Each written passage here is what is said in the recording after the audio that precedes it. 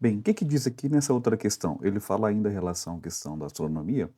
Vamos ver aqui um texto para a gente tentar aqui responder algumas questões envolvendo aqui esse entendimento da esfera celeste. Observando o céu em uma noite estrelada, não podemos evitar a impressão de que estamos no meio de uma grande esfera incrustada de estrelas.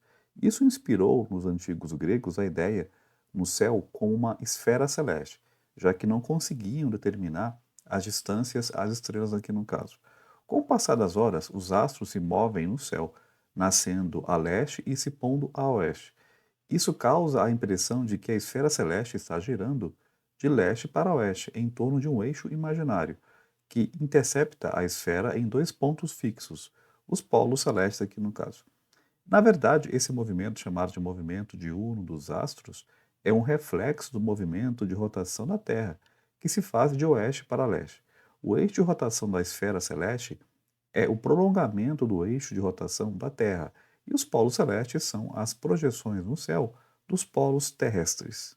Embora o Sol, a Lua e a maioria dos astros aqui na nossa latitude, de 30 graus sul para Porto Alegre, tenham nascer ocaso, existem astros que nunca nascem nem se põem, permanecendo sempre acima do horizonte. Se pudermos observá-los durante 24 horas, os veríamos descrevendo uma circunferência completa no céu, no sentido horário.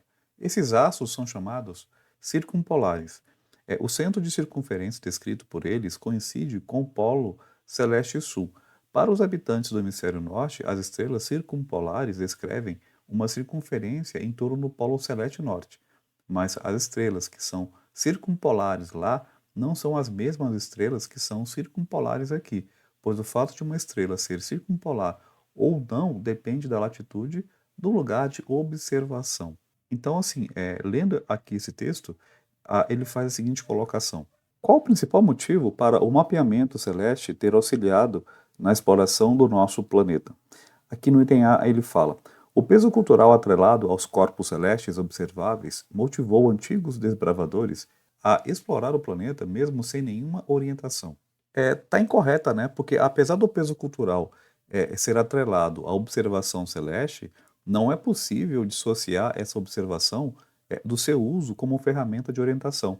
Então, de fato, os povos antigos se orientavam sim, né, aqui no caso, pelos planetas, né, pelas constelações, tá? Então, aqui o item A não pode ser não. Aqui no item B ele fala, por meio do mapeamento celeste foi possível estabelecer um padrão para a contagem do tempo universal, facilitando a organização de grandes explorações.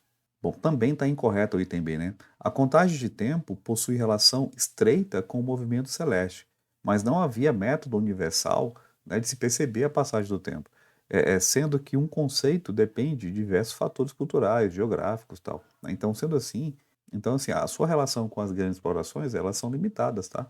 Então, aqui o item B não pode ser, o item B está errado. Vamos só marcar aqui, né? Então, esse aqui está errado, né? O item A também está errado, não pode ser. O que que diz aqui o item C?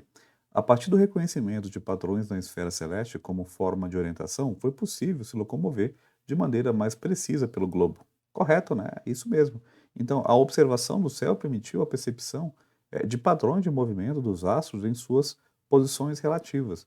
Assim, foi possível estabelecer relações entre a posição de um observador no globo e o que ele observa, né, auxiliando muito nas grandes viagens e navegações. Então, aqui o item C está corretíssimo, tá? Então, o item C, vamos colocar aqui que o item C está certo. Vamos ver aqui as outras só para ver o que ele diz. O item D ele fala: os avanços tecnológicos proporcionados pela compreensão dos movimentos celestes permitiram à humanidade inventar formas de locomoção cada vez mais elaboradas. Por que essa está errada, né? A relação entre a observação celeste e os avanços tecnológicos da humanidade não é tão direta assim, né? Então, por isso que tá errada.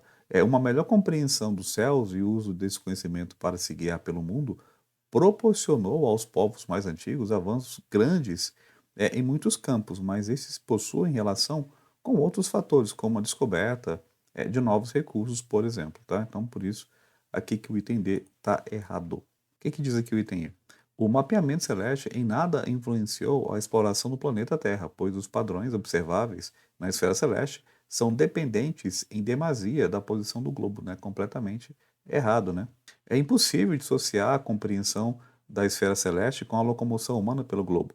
Mesmo considerando que o céu observável varia a depender da posição do globo terrestre, esse fato apenas criou variações na forma de sua observação, né. Então, e também para um caso que é a localização, ao invés de impossibilitá-las completamente. Então não é que impossibilitou, pelo contrário, possibilitou, tá. Então aqui, o item E também está errado, então de fato a única alternativa correta aqui seria a alternativa C. Tranquilo? É isso.